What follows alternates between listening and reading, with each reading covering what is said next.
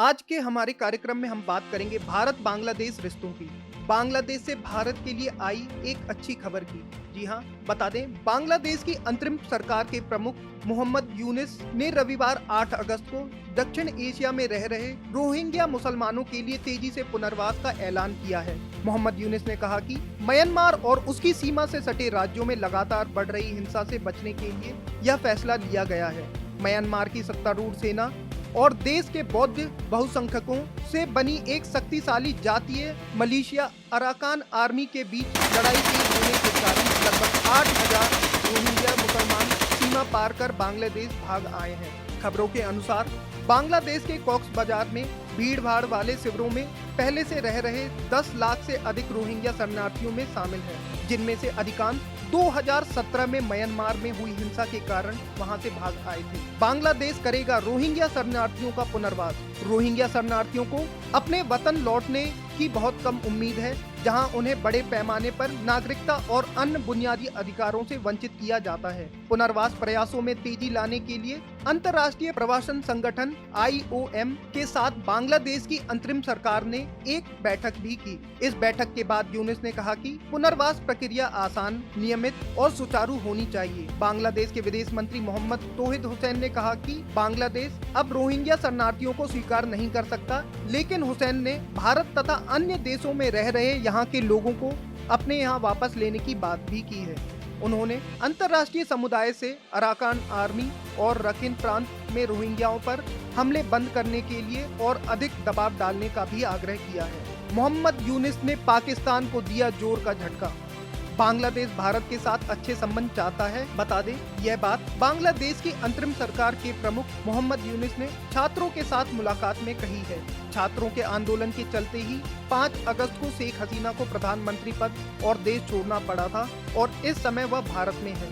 यूनिस ने कहा कि भारत के साथ अच्छे संबंध रखना हमारी जरूरत है, लेकिन ये संबंध न्याय संगत होने चाहिए।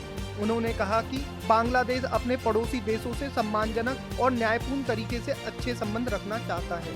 यूनिस ने सार्क को पुनर्जीवित करने की जताई इच्छा।